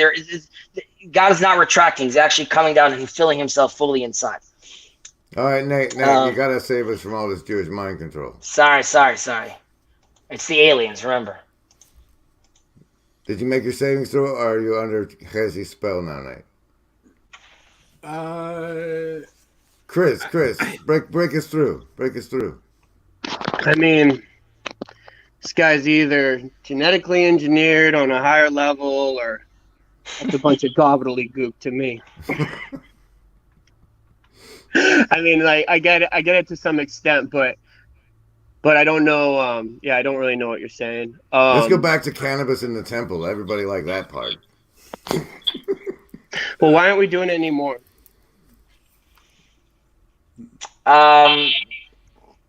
Society's not ready for that. Why? We've created, why were we ready and we're not anymore? I think when we were more connected to this relates a little to Ian McGilchrist, between the left and right hemisphere, but there's also like a masculine brain and a feminine brain. But we've created through deconstruction and modernism, and Paul talks a lot about his two eyes, or C.S. Lewis talks about, nature, our sister. We've left that for the superpower of, science and modern, and that gives us a tremendous amount of vision. But so it's the tyranny of the propositional, and it's the dominance of the left brain, and it's this calcification that's come to the mind from probably the Enlightenment and stuff like that. No, that we don't get together and love enough, because we got so much. We fell in love with our toys, and we don't get together and love. I want to go back to the gobbledygook for a minute, because I think there was something important in there. Can you remind me, which was it that was supposed to be built? Was it supposed to be the exterior that was built first, or the interior? Which one was supposed to be built first? God starts with the exterior. God starts with the exterior, but it actually gets built the other way. No, it does get built that way, but Moses does not. Moses does not explain it that way to the builders. Oh, Moses inverts the communication, because Moses is the example of esoteric tradition, because he's the one who had direct communication with God. So God wants the outside to be built first, because the people need the exoteric structure, because they're not Moses. You have to build the bong first before you can inhale. But Nate, exactly. And Moses, this is something that Sherry asked on one of the Voxer groups, why Moses doesn't go into the land, into the promised land. And I think it's like you're taking an iPod socket, because he can't go into the God's fulfillment. It's the same way. What do you mean? The same way you were just saying he can't go into the temple. It would be redundant for Moses to go into the promised land. Well, it might be redundant, but it's the same thing. It's like the way he can't fit in the temple, he can't fit in with the fulfillment of the promised land. I agree with that, and I think when Moses hits the rock, which is what we're told, this is the reason why he doesn't go in. I don't think it's a punishment on Moses. I like to think about it, God telling Moses, like, with this, I'm imagining like this little smile on his face, that you just don't get it. This is not for you. This is like, you're going to get too frustrated by these people. You don't understand that your job is to facilitate this exodus, this wilderness period, but you're not made to deal with these human needs that they have about how to deal with the land and building a fence, and this is all details. And I think Moses hitting the rock is, you're seeing, like, these are the last hints of Moses' humanity, which is still sort of related, and you could see frustration, but ultimately he was sort of checked out. Humanity. Let's here, hold on. Here, we get branding for this one. And now we're going to humanity. As soon as I play this one. The list? Yes, any of the first level ones. I'm gonna get a soda. Anyone want one? Hey, Graham, I'm not in the room, right? What room? I want to cast Magic Missile. The room where he's casting all these spells from. He hasn't cast anything yet. I am, though, if you'd listen. I'm casting Magic Missile. Why are you casting Magic Missile? There's nothing to attack here. I'm attacking the darkness. Okay, so humanity, humane, and abominations. Like, if I look at us out in nature compared to the symmetry of it all, humans are the most often the unappealing and they look like abominations compared to the rest of nature. But we talk about humanity as a whole and what it means to be humane. What are your guys' thoughts in those departments? Nate, you're the super guest star. You should go first. Well, the first thing I would say is that I don't think that humanity is uniquely messed up in comparison with the rest of creation, because the entire creation is, well, I would say it's not yet the creation. It's becoming the creation.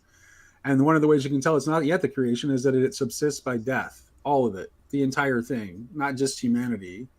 I would say that if you ask a mouse that's being tortured by a cat for fun, that humans are not uniquely evil in the creation in comparison to other things. Or, orcas using a seal head in a ball game. But humans are malevolent. Can be. I would say that those are, I just gave you some examples of animal malevolence. Yeah. I don't think, I think malevolence is there's a self-awareness required for malevolence. It's knowing what you're doing is evil. Right. Okay. And I would say that we're responsible for all of the evil that exists in the world. And it's our job to fix it.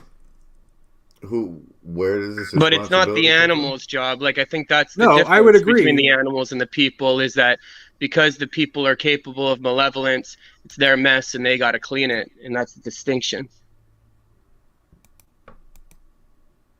Well, if we were meant to be shepherds of a garden, like if that was the purpose of creation, then I can see that task of how our malevolence is tied to all evil. But I don't know. That was a pretty big claim, Nate. What I was going to say about it, like when you're talking about like humanity and, oh, that's inhumane to do, is it comes from that idea that, to be human is made in the image of God. And I think and so therefore, like, there's this ideal of what humanity ought to be, going back to oughts. But like, it reminds me of like that thing Chad was talking about a little while ago about the uncanny valley. And you're at that bottom of that valley, and you're this simulacra of God. You're this you're this you're Pinocchio who's not a real boy yet. And so you look in, and you're capable of looking in the mirror and seeing that you're not God, and seeing your malevolence, your capacity for evil, or whatever, your shortcomings, and then you sense this ideal that you completely fall short of, and that's what makes you good. That's what makes you bad, is that you can see it. What makes you bad is that you can see it.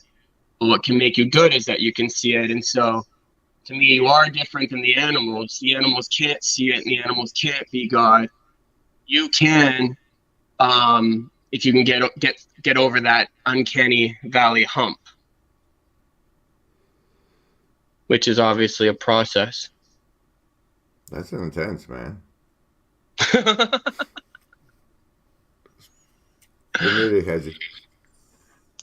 I agree with what Chris is saying, and we see this in the I thou, love thy neighbor as yourself. It's, be able to see the potential of the godly and the divine in the other, and we do have the potential to see that when ultimately when Moses comes out and sees the Egyptian fighting the Israelite, and he sees like there was no man there, and he realizes that in this interaction there's nothing divine. But when we see that, when we're told that Moses sees God's face to face, it's said in the same verse as if seeing his friend or another person. And the explanation there is, and I mentioned this to you before, Nate, that Moses was experiencing that on the reg, seeing regular people and seeing the divine in them. Yeah. So I think that is very different in that end, that we do have that potential from a Christian point of view, that's what's going on with saints, is they see the face of Christ everywhere. Like that's almost the definition of what it is to be a saint. And we all have the potentiality to be a saint. That it behooves us all to constantly try to be in that state of mind when we're seeing the other that way. But I don't know. This was dovetailing with evil, but again, evil. Sorry, I was just gonna say we can't all be saints.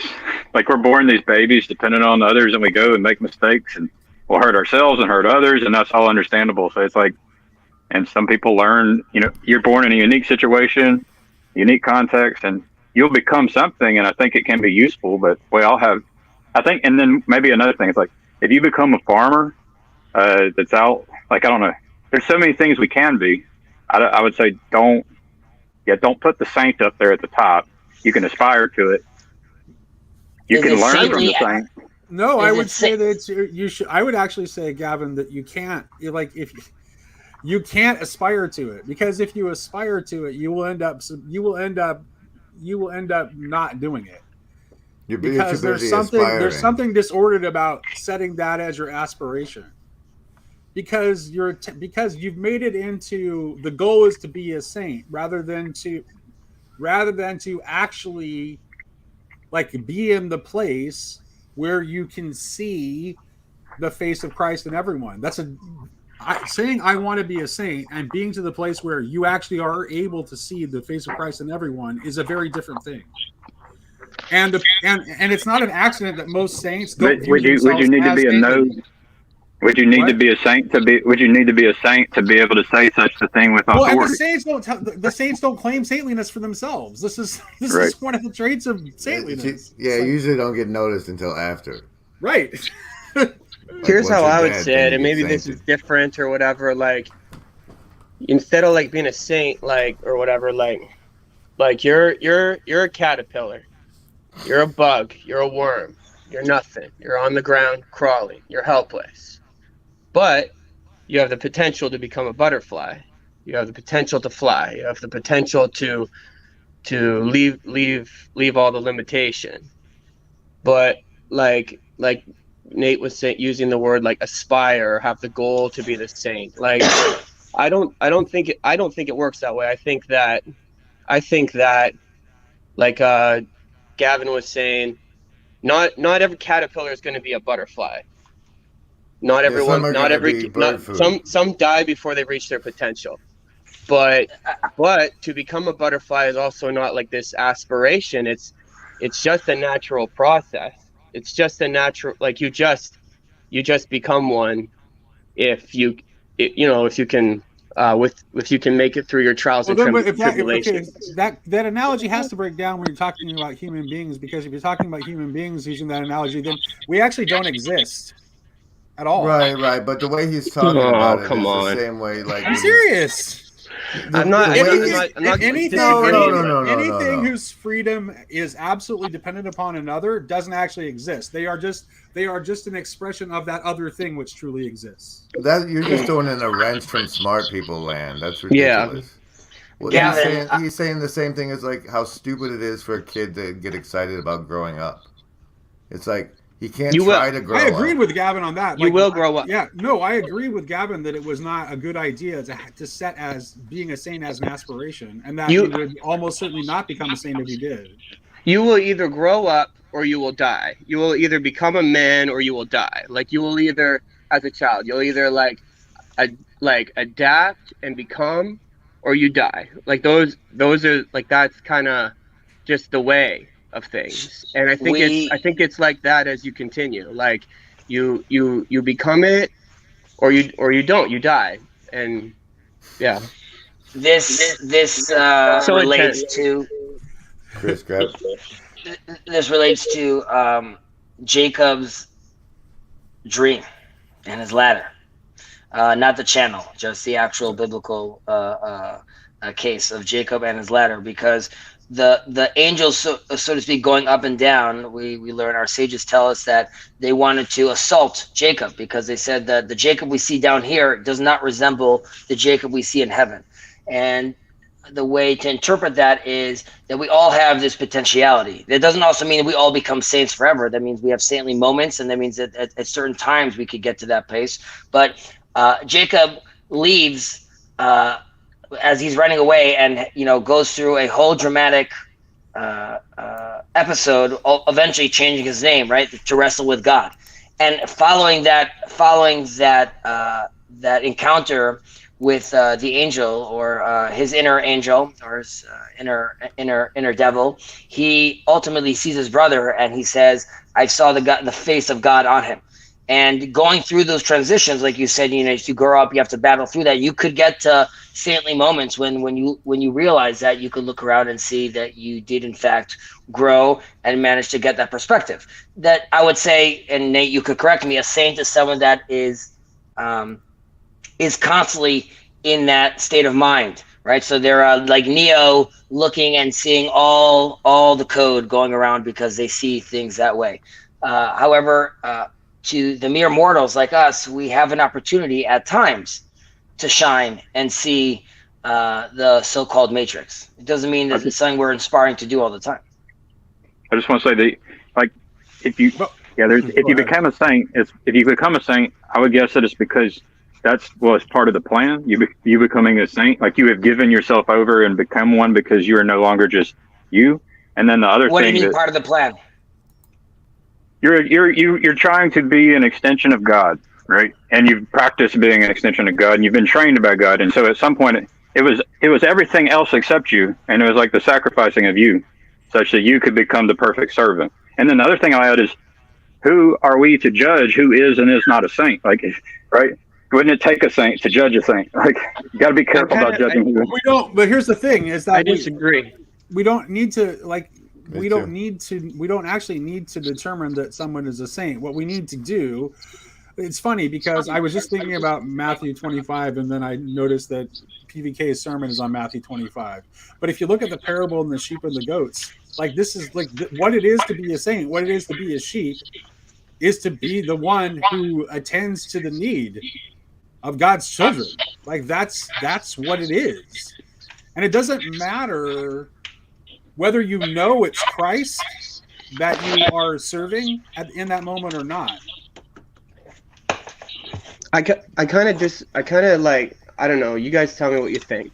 I don't look at it as like a goal to be a saint or an aspiration or some, like going back to the ought. Like I don't actually see something that we ought to do. Like I see that life is a natural process making you into what you're supposed to be, and that your job is to just do that, just be in that process, to just do it, to allow the transformation. Your job, it's happening. The flower is growing. The thing is happening. It's not something that it's not really like a, I don't know, like it's just to me it's a natural process. Like, and then like Gavin was talking about, like, how do you know who's a saint? Like, how do you know who's a butterfly? You know, like, you can tell the difference, and like you can see it, and see it. You see can the know them by their saintliness. fruit, and you can see, like, you can see what is bearing fruit and what isn't. You can see. All right, guys. I'm gonna wrap it up. A final question, though. Compare and contrast saintly and humane. Caterpillar and butterfly. Anybody else? Saintly and humane. Saintly and humane. Saintly and I'll give it a shot. So humane might be you're trying to stay away from causing harm, and saintly would be you're moving toward trying to generate the most good possible. Okay. There you go. Solid. Nate, you got anything? Yeah, I'm thinking. I was actually going to go in the same direction. It seems to me that the idea of humane is the idea of not causing harm. So it's more about like what you don't do, and saintliness is actually more active. You're doing things in partnership with God. That's what you're a friend of God, and you're acting as a friend of God in the world, and you have to be in the world of action to do that. You can be humane by just not doing certain things. Kazi, you got anything? You're muted still, too. I concur. All right. Well, mine is humane is being saintly, and saintly is being humane without big. The difference between being saintly and humane is that the saint doesn't have to be it. It's like if I'm being humane, it's a mode I have to do, and for the saint, that's just they're constantly the embodiment of the humanity. Yeah, but that comes through action, through the through forming virtue, through the habit of action. That's why that's why even if they were like genetically engineered by aliens, that's why the Jews have a lot of things right. But like the act of repetitively being humane eventually turns one eventually one will butterfly into saintly through the ritualized practice of being Just as the humane. act of performing rituals to remind one of the presence of God helps to unite heaven and earth. Perfect. Closing branding.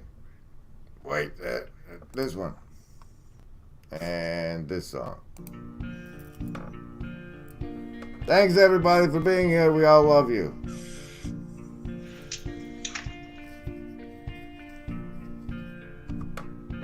Bye-bye.